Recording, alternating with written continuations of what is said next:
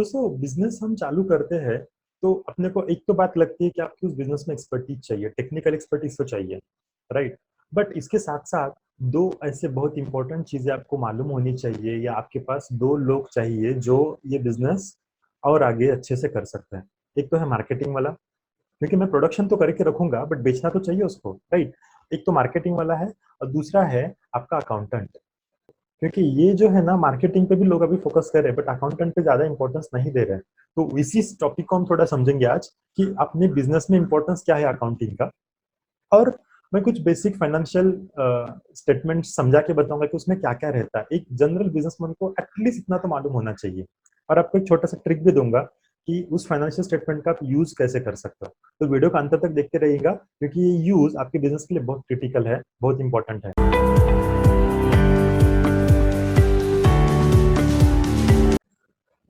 Video में आगे बढ़ने से पहले आप सबसे रिक्वेस्ट है कि अगर आपने अभी तक चैनल को सब्सक्राइब ना किया हो तो चैनल को सब्सक्राइब करना ना भूलें, और उसके बाजू में जो बेल आइकन है उसको भी प्रेस करिए, तो ताकि नए वीडियो का अपडेट आपको सबसे पहले मिलते रहे।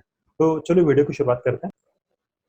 तो दोस्तों, importance of financial accounting and understand financial statement. कुछ दिन पहले, जैसे जब आईपीएल चल रहा था, तो मैं मेरे फ्रेंड्स के साथ क्रिकेट खेलने के लिए गया था। बहुत दिनों क्रिकेट नहीं खेला था, तो बोले चलो थोड़ा क्रिकेट खेलने जाते हैं।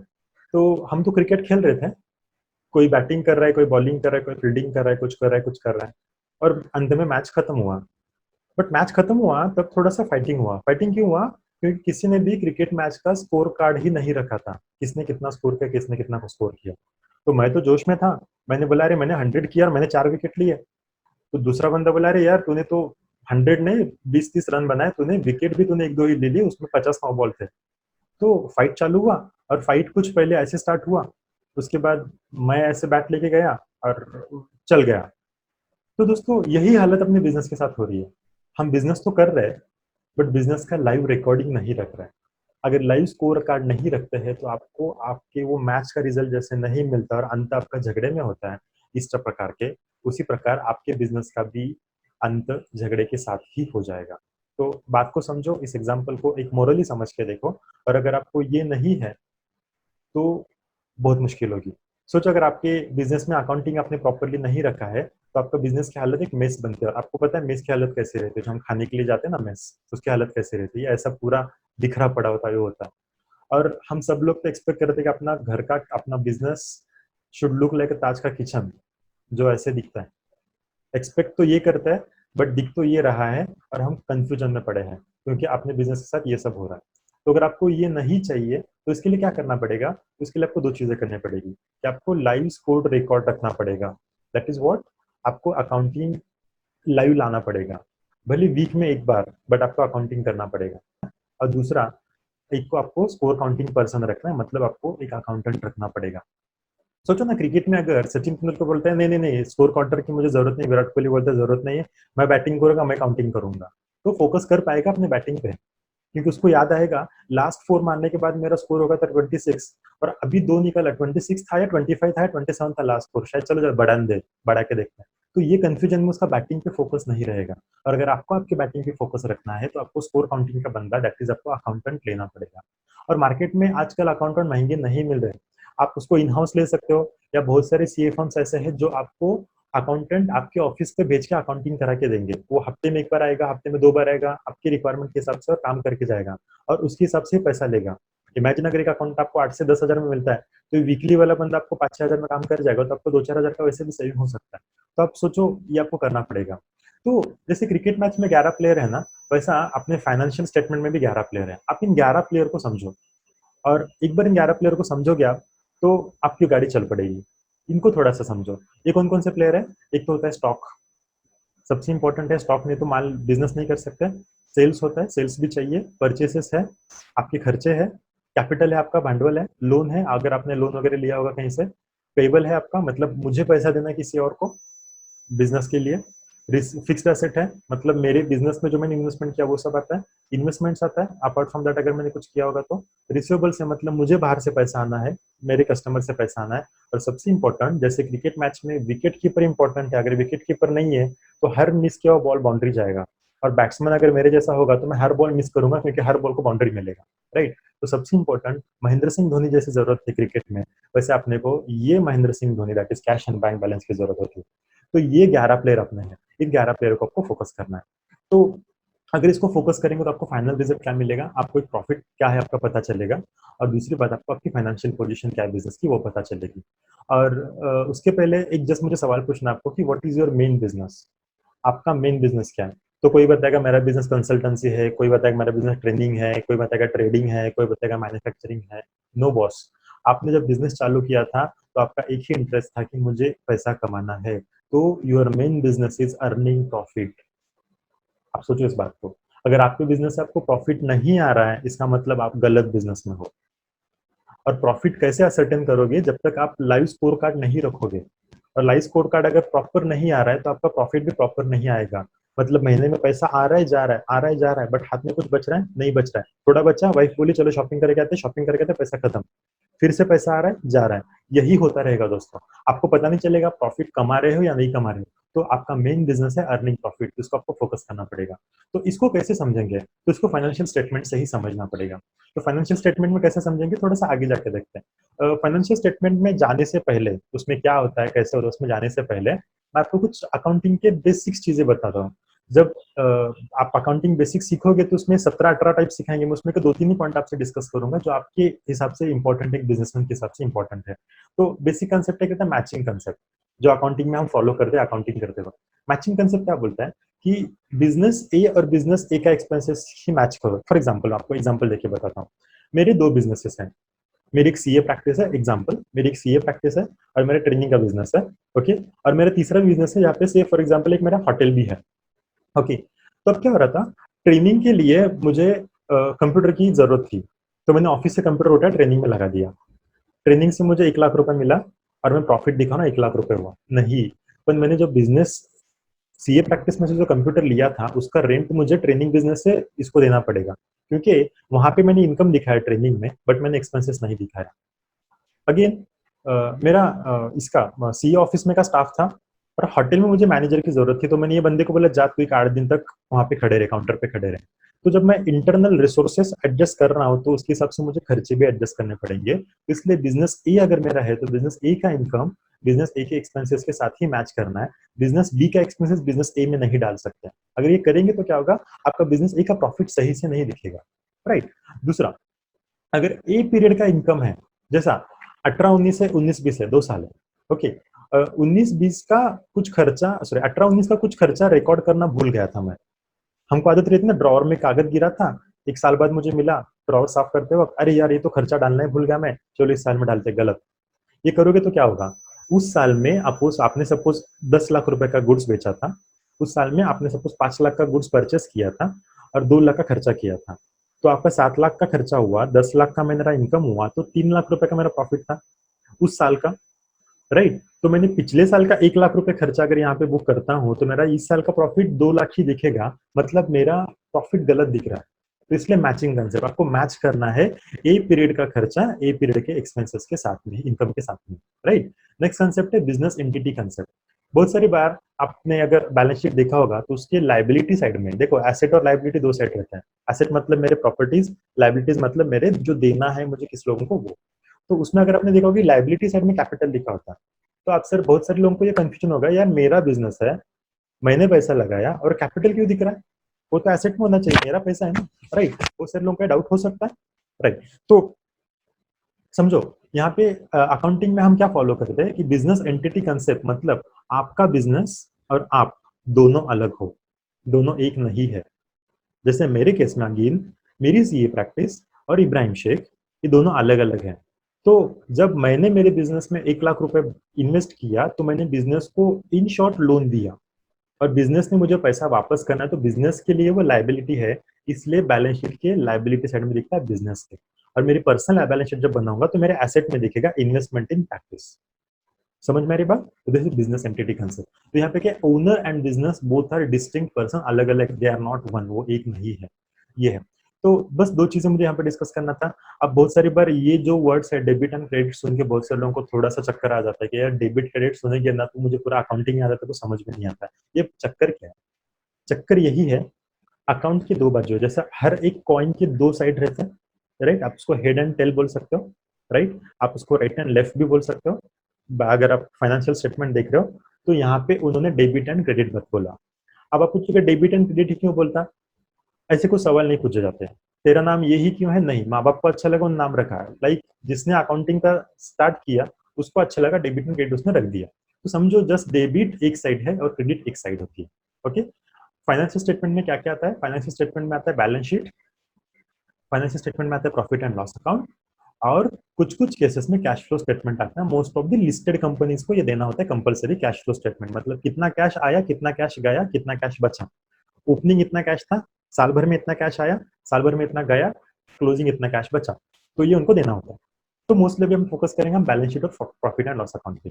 तो बैलेंस शीट क्या है, तो देखो बैलेंस शीट कुछ इस प्रकार दिखती है। बैलेंस शीट में कैपिटल अकाउंट होता है, लाइबिलिटी साइड में लोन रहते हैं और कुछ पेबल रहते हैं जो मुझे लोगों को देने हैं। देखो कॉमन सेंस की बात है, ये मेरा पूरा खर्चा है। जैसे मैंने आपको बताया प्रैक्टिस ने मुझे देना था, प्रैक्टिस के लिए लोन था, तो उस केस में लाइबिलिटी में मुझे कैपिटल किसी और को देना है, लोन का पैसा किसी और को देना है, और पेबल मतलब किसी और को पैसा देना है, जो मेरा सप्लायर था उसको मुझे पैसा देना था, राइट।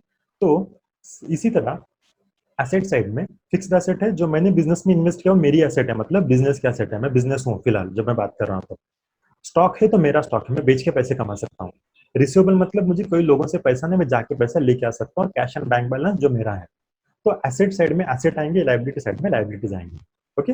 तो इसमें मैंने जस्ट मोटा मोटी ग्रुप बनाया है, इसमें और डिटेल जा सकते हैं हम, डिटेल इसके लिए मेरे अलग कोर्सेस हैं, वहां पे आपको उसका बेनिफिट मिल सकता है। तो लाइबिलिटीज एंड एसेट साइड दो बैलेंस शीट में आते हैं। अब देखो बैलेंस शीट का मतलब क्या होता है कि balance sheet is a statement, balance sheet is a statement which shows financial position of a company on that specific day. एक स्पेसिफिक दिन की फाइनेंशियल पोजीशन बैलेंस शीट बताता है। ये बहुत इंपॉर्टेंट है, on that specific day. Balance sheet उसी दिन की पोजीशन बताता है, इसलिए life of balance sheet is one day. आप ही बोले कैसे कैसे हो सकता है, देखो एग्जांपल, आज है 1 मई 2020 जब मैं आज वीडियो रिकॉर्ड कर रहा हूँ। तो ऑन 1 मई 2020 सपोज मेरे बैंक अकाउंट पे है 10,40,300 रुपया, एग्जाम्पल। ओके। तो आज मुझे एम्प्लॉय की सैलरी भी देनी है। ओके। सपोज मैंने 40,000 रुपए का सैलरी दिया, तो मेरे अकाउंट पे जब आज मैंने सैलरी दिया तो कल के दिन भी कितना बैलेंस आएगा, 10,40,300 में का 40,000 गया, 10,03,000 रुपए बचेगा। तो आज जो मेरा बैंक में बैलेंस था वो कल चेंज हुआ, तो जब मैं बैलेंस शीट में यहाँ पे कैश एंड बैंक बैलेंस लिखूंगा, आज लिख रहा था 10,40,300, कल लिखूंगा 10,03,000 रुपए, मतलब मेरी फाइनेंशियल पोजीशन चेंज हो गई इमीडिएटली सेकंड डे में। दैट्स व्हाई एक दिन में इसकी लाइफ खत्म, दूसरे दिन नई बैलेंस शीट। ऐसे हम पूरे साल में 365 बैलेंस शीट बना सकते हैं, राइट। या तो और एक बार देखते हैं बैलेंस शीट में क्या कहता है, capital, loan, payable, fixed asset, stock, receivable and cash and bank balance. तो देखो फाइनेंशियल पोजीशन दिख रही है यहाँ पे। अभी बैलेंस शीट का इसका मतलब क्या होता है, लाइबिलिटी साइड जो है ना, लाइबिलिटी साइड दिखाता है सोर्सेस ऑफ फंड, मतलब पैसा कहाँ से आया वो दिखाता है। अब यहाँ पे हम देखते हैं कैपिटल मतलब बिजनेस में पैसा आया, लोन मतलब बिजनेस में पैसा आया, राइट। पेएबल मतलब बिजनेस में गुड्स आए, पैसा देना बाकी है ना अभी, बट गुड्स तो आए, right. So this is called sources of fund, पैसा आने का सोर्स बैलेंस शीट की लायबिलिटी साइड बताता है। और एसेट साइड अगर आप देखो तो एप्लीकेशन ऑफ फंड, मतलब आफ्टर रिसीविंग द मनी, पैसा आने के बाद मैंने किधर किधर लगाया। कैपिटल का पैसा मैंने फिक्स एसेट में लगाया, फॉर एग्जांपल कैपिटल का पैसा या लोन का पैसा है मैंने स्टॉक में लगाया, या जो मैंने गुड्स परचेस किया था स्टॉक में पड़ा आके, जो मेरे गुड्स परचेस किया था उधारी पे, मैंने माल बेचा तो पैसा आना बाकी है मुझे, राइट। और कैश एंड बैंक बैलेंस में कुछ पड़ा है। तो liability side shows money received and asset side shows money invested. Okay. या तो बहुत सारी बार आपने सुना होगा नेटवर्थ, ये वर्ड सुना होगा, ठीक है, नेटवर्थ क्या है, बहुत सारी बार सुना होगा। तो net worth is nothing but your assets minus your liabilities. तो अगर यहाँ के बैलेंस शीट के एग्जांपल में देखते हैं, ये total of asset low minus loans and payable अगर मैं करता हूँ, तो जो बैलेंसिंग फिगर मिलेगा वो मेरा नेटवर्थ रहेगा। इन शॉर्ट इसको कैपिटल भी बोल सकते हैं और नेटवर्थ को हम इक्विटी भी बोल सकते हैं, राइट। या तो प्रॉफिट एंड लॉस अकाउंट देखते हैं। प्रॉफिट एंड लॉस अकाउंट क्या होता है, profit and loss account is a account. यहाँ पे देखो, यहाँ पे लिखा है is a account, profit and loss account, balance sheet is not a account. थोड़ा पीछे जाके देखते हैं, balance sheet is a statement and profit and loss account is a account. Profit and loss is the account which shows the profit or loss of the company of a specific period. यहाँ पे बोले period, balance sheet में था on specific date, right. ऐसे क्यों बोला गया, profit and loss account कुछ पीरियड के लिए बना जाता है। इस पीरियड में इतना सेल हुआ, इस पीरियड में इतना परचेस हुआ, इस पीरियड में इतना एक्सपेंस हुआ, इस पीरियड का इतना प्रॉफिट हुआ, राइट। तो ये बना जाता है कुछ पीरियड के लिए, तो that is profit and loss account. दिखता कैसे है? जनरली मोटा मोटी ऐसे दिखता है, आपका परचेसेस है, आपके एक्सपेंसेस है, आपका प्रॉफिट है, और क्रेडिट में आपका सेल है, आपका स्टॉक है, मतलब ये ऐसा प्रॉफिट एंड लॉस अकाउंट दिखता है। थोड़ा सा इसको और एनालिसिस करके देखते हैं। प्रॉफिट एंड लॉस अकाउंट का डेबिट साइड जो रहता है वो दिखाता है एप्लीकेशन ऑफ फंड, मतलब मनी स्पेंट। देखो डेबिट साइड परचेसेस दिख रहा है, जो पैसा आया वो मैंने माल गुड्स परचेस करने के लिए पे किया, एक्सपेंसेस देने के लिए दिया, मतलब पैसा खर्चा कर रहा हूँ, एप्लीकेशन हो रहा है, राइट। और लाइबिलिटी साइड दिखेगा आपको सोर्सेस ऑफ फंड, सेल्स करके मुझे पैसा आया। तो debit side shows money spent and credit side shows sources of fund, that is money earned. तो प्रॉफिट एंड लॉस अकाउंट इस प्रकार दिखता है। या अब बेसिक था, अगर आपको इसके बेसिस पे, फाइनेंशियल स्टेटमेंट के बेसिस पे अगर आपको डिसीजन लेना है, बिजनेस डिसीजन लेना है, तो किस प्रकार लिया जाता है हम थोड़ा सा उसको समझेंगे। तो एग्जांपल के लिए मैंने यहाँ पे एक्स वाई जेड का प्रॉफिट एंड लॉस अकाउंट और बैलेंस शीट आपके सामने रखा है। तो एक्स वाई जेड का क्या है, ये प्रॉफिट एंड लॉस अकाउंट है। यहाँ पे लिखा फॉर द ईयर एंडेड 31 मार्च 2020। इसमें के थोड़ा आइटम्स को हम थोड़ा मोटा मोटी देख लेते हैं। उसका सेल था उस साल का 60,29,000, उनका क्लोजिंग स्टॉक था 4,82,000, और परचेसेस था, ओपनिंग स्टॉक था, और कुछ एक्सपेंसेस उनके थे, और ये सब करके उनको प्रॉफिट आया 5,81,000। ओके, तो ये दिख रहा है, ये कैपिटल अकाउंट है। कैपिटल अकाउंट में जैसा उनका ओपनिंग कैपिटल पिछले टाइम का जो था यहाँ पे कैरी हुआ, प्रॉफिट जो था वो प्रॉफिट यहाँ पे आ गया, और उन्होंने जो खर्चा किया घर खर्चे के लिए, या फिर एजुकेशन फी भरा बच्चों का, या फिर उनके घर में एक डिसेबल डिपेंडेंट, मतलब उनके फादर डिपेंडेंट है तो एक अलग इनकम टैक्स का सेक्शन वहाँ पे बेनिफिट मिलता है, वो लिया, लास्ट ईयर का टैक्स भर के इतना टैक्स बचा। अब देखो यहाँ पे ज्यादा फोकस नहीं करना है, तो यह है मेरा कैपिटल। ओके, तो अब मुझे देखना है ये दो तीन चीजों पे, कैपिटल, अकाउंट पेबल, और यहाँ पे फिक्स्ड एसेट है, कुछ गोल्ड ऑर्नामेंट वगैरह उनका है, अकाउंट रिसीवेबल है, मेरा कैश बैलेंस है। Okay, so this is my balance sheet of that mister X Y Z. अब इसके बेसिस पे मुझे डिसीजन लेना है। डिसीजन क्या लेना है, मुझे जिनको पैसा देना है उसको कितने टाइम में पेमेंट करना है, और मुझे जिनसे पैसा आना है उससे मुझे कितने टाइम में पैसा वापस लेना है। तो इसको थोड़ा सा हम डिसीजन लेके देखते हैं। तो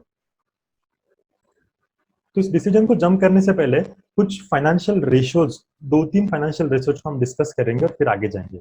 उसमें का एक है डेज ऑफ रिसीवेबल, मतलब मेरा जो रिसीवेबल है, मुझे जो मेरे कस्टमर से पैसा आना है वो कितने दिन बाद आता है जनरली। आपके पास तो जनरली ऐसा नहीं होगा, कोई बोलता है कि इमीडिएटली पैसा देगा, कोई बोलेगा कि नहीं 2 महीने बाद आओ, 4 महीने बाद आओ, 6 महीने बाद आओ, कल के कल लेके जाओ, मंडे को लेके जाओ, राइट। तो आपके पास उसका कैलकुलेशन नहीं है, तो उसको कैसे कैलकुलेट करना है आपको, आपका जो अकाउंट रिसीवेबल है वो रिसीवेबल को लो, उसको डिवाइड करो सेल्स से और मल्टीप्लाई करो 365 डेज से, तो आपको डेज मिल जाएंगे।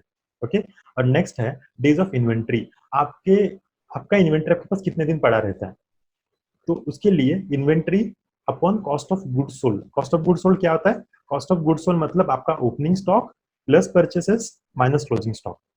यहाँ पे आपको क्या मिलेगा, कॉस्ट ऑफ गुड सोल्ड। आपको मैं एक्सेल में जाके फिर से एक बार दिखाऊंगा, तो थोड़ा सा इसको सिर्फ एक बार देख लेते हैं। और दूसरा है डेज डेज ऑफ पेबल, मतलब मुझे जो पैसा देना है वो मैं कितने दिन बाद दे रहा हूँ।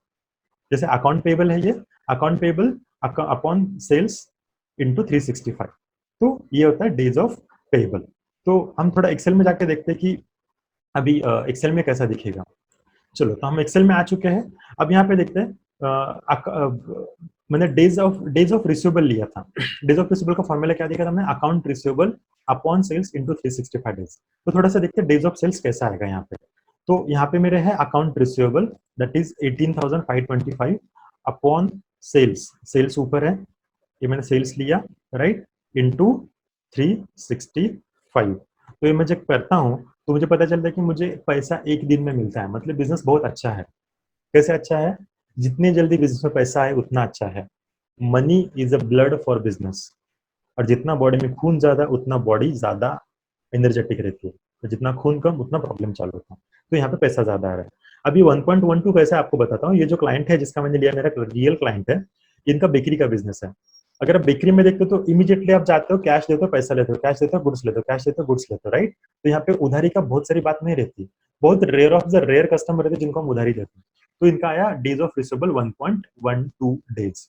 ओके, मोटा मोटी एक दिन लगता है इनको पैसा आने के लिए।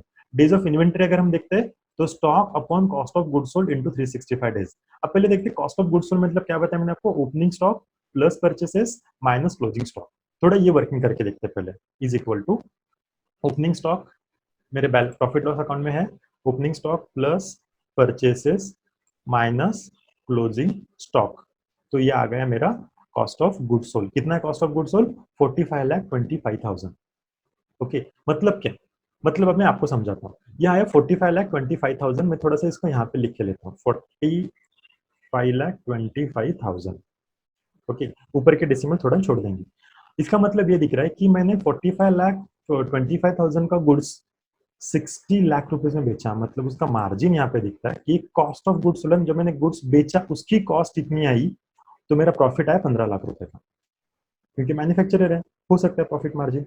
आ रही बात समझ में? जो मैंने गुड्स बेचा, सेल किया, उसकी कॉस्ट इतनी आई, राइट? तो this is called cost of goods sold. तो मैंने कॉस्ट ऑफ गुड्स सोल्ड यहाँ पे कैलकुलेट किया है, और इसका फॉर्मूला क्या है? Stock upon cost of goods sold into 365 days. तो डेज ऑफ इन्वेंटरी में कैलकुलेट करूंगा इज इक्वल टू स्टॉक, मेरा क्लोजिंग स्टॉक यहाँ पे है, अपॉन मेरा cost of goods sold into 365 days. तो मेरा इन्वेंट्री ऑन एन एवरेज मेरे पास रहता है 39 डेज तक। मतलब जब गुड्स आता है तो 39 डेज तक मेरे पास रहता है। ओके, तो this is my inventory, days of inventory. अब बताओ कि इसका रेलेवेंस क्या है मेरे बिजनेस में, मैं आपको बताऊंगा। अब देखो क्या होता है, इसका मतलब मेरा कस्टमर मुझे एक दिन बाद पेमेंट करता है। अगर आप कोई बैलेंस शीट देख रहे हो और आपको लगता है कि उसमें इन्वेस्टमेंट करना है नहीं करना, या उसके बेस पे कुछ डिसीजन लेना है, तो जितने जल्दी पैसा है उतना अच्छा। तो इनके पास एक दिन में पैसा आता है, ये थोड़ा सा एडवर्स लग रहा है। 40 दिन तक इनके पास गुड्स पड़ा रहता है, मतलब 40 दिन का पैसा माल में अटका रहता है। जितनी जल्दी बेचोगे उतनी जल्दी आपको उसका फायदा होता है। But most of the balance sheet में स्टॉक ज्यादा रहता है, क्योंकि उनको सीसी लेना होता है बैंक का। डेज ऑफ पेबल है। डेज ऑफ पेबल क्या मतलब, मैं कितने लेट पेमेंट करता हूँ कस्टमर्स को, मेरे सप्लायर्स को। तो ये account payable upon purchases into 365 days. तो ये मेरा अकाउंट पेबल अपॉन परचेसेस, ये मेरे परचेसेस यहाँ पे है, इनटू 365 डेज। मतलब मुझे 9 दिन से मैं पेमेंट करता हूँ। अगर कंपेयर करो यहाँ पे, पैसा मुझे एक दिन में आ रहा है, मैं पेमेंट कर रहा हूँ 9 दिन बाद। इसका मतलब मेरे पास 8 दिन पैसा पड़ा रहता है, वो 8 दिन पैसा बिजनेस में यूज कर रहा हूँ। इसका मतलब बिजनेस बहुत अच्छा चल रहा है, राइट? तो अभी आपको इसके बेसिस पे आपका बिजनेस का डिसीजन लेना है। वो कैसे लेते हैं, थोड़ा सा हम उस पर फोकस करेंगे। देखो, सबसे बड़ा डिसीजन बिजनेस में ये रहता है कि मैंने गुड्स बेचा मेरे सप्लायर, मेरे कस्टमर को। ओके, उससे मुझे पैसा कितने दिन में आएगा, और दूसरी बात, जब मैं मेरे सप्लायर से गुड्स ले रहा हूँ तो उसको पैसा कितना दिन दूंगा। जनरली ये बोला जाता है कि जितनी जल्दी पैसा हो सकता है उतना ले, जितना लेट दे सकता है उतना दो, राइट? ये होता है। तो अभी आप बोलोगे मेरे कस्टमर से मैं पैसा कितने जल्दी लूँ, कितने टाइम में लूँ, तो उसके लिए एक छोटी छोटी बात है। आपको अगर मिल सकता है तो उसका बैलेंस शीट लो। उसका अगर आप बैलेंस शीट लेते हैं तो उसमें सिर्फ डेज ऑफ रिसीवेबल, मतलब ये वाला फॉर्मूला ऊपर वाला, डेज ऑफ रिसीवेबल उसका कैलकुलेट करो, डेज ऑफ इन्वेंट्री कैलकुलेट करो। मतलब आपका गुड्स उसके पास पहुंचने के बाद कितने दिन इन्वेंट्री में पड़ा। अभी के एग्जांपल में 40 दिन था, और वो गुड्स बेचने में उसको पैसा कितने दिन मिलता है? 1 डे में। मतलब ये बंदे को आपका गुड्स बेच के 41 डेज में पैसा मिलता है। तो आपका आंसर होगा, what if idle credit should be given to our customer as soon as your money, your goods convert into cash. और ये केस में 41 डेज में आपका गुड्स कैश में कन्वर्ट हो रहा है, तो आप उसको मैक्सिमम 41 डेज का टाइम दे सकते हो। This is what decision we will make on the basis of financial statement. यहाँ पे देखते हैं कुछ कॉमनली यूज अकाउंटिंग जार्गन हम सुनते हैं बिजनेस में, और बहुत सारी बार समझ में नहीं आता। तो उसमें एक सबसे पहले जार्गन हम सुनते हैं, what is your top line. Top line मतलब आपका सेल। बहुत सारी बार कुछ हाई फंड लोग बोलते हैं ना कि my top line is not working so smart but my bottom line is working so better. ऐसे कुछ कुछ आपने सुना होगा, राइट? सो टॉप लाइन मतलब सेल, एंड बॉटम लाइन मतलब प्रॉफिट। सिंपल, बाकी कुछ नहीं है। तो बोलते हैं कि what is your bottom line, समझ में नहीं आता बहुत सारी बार। तो this is what top line and bottom line. And book keeping मतलब रिकॉर्डिंग ऑफ फाइनेंशियल ट्रांजैक्शंस, इसको बुक कीपिंग बोलते हैं। एंड डिप्रिसिएशन मतलब एसेट की वैल्यू कम होती है उसकी यूज करने से या उसकी एज बढ़ने से, दैट इज कॉल्ड डिप्रिसिएशन। मतलब क्या, अगर आपको एग्जांपल देता हूँ, मैंने लास्ट ईयर एक कंप्यूटर लिया था जो था 50,000 रुपए का। मैं कंप्यूटर अगर यूज करूँ या ना करूँ, उसकी वैल्यू तो कम होनी है, क्योंकि टेक्नोलॉजी चेंज हो जाएगी। अगर यूज भी करता हूँ तो उसमें कुछ थोड़े बहुत एरर्स या धूल मिट्टी तो हो सकता है, राइट? उसकी वजह से 50,000 का कंप्यूटर इस साल अगर मैं बेचता तो 30,000 में जाता, तो 20,000 जो वैल्यू कम हुआ, that is called depreciation, right? तो ये कुछ कॉमनली अकाउंटिंग जार्गन आप सुनते रहोगे। तो दिस इज रिगार्डिंग दैट। सो आशा करता हूँ आप सबको ये समझ में आया होगा, टॉपिक को मैंने जस्टिस दिया हूँ। अगर आपको इसके अलावा भी और कुछ डाउट है तो आप मुझे नीचे कमेंट सेक्शन में पूछ सकते हो। फिर मिलते हैं अगली वीडियो में। थैंक यू, आपका दिन शुभ हो।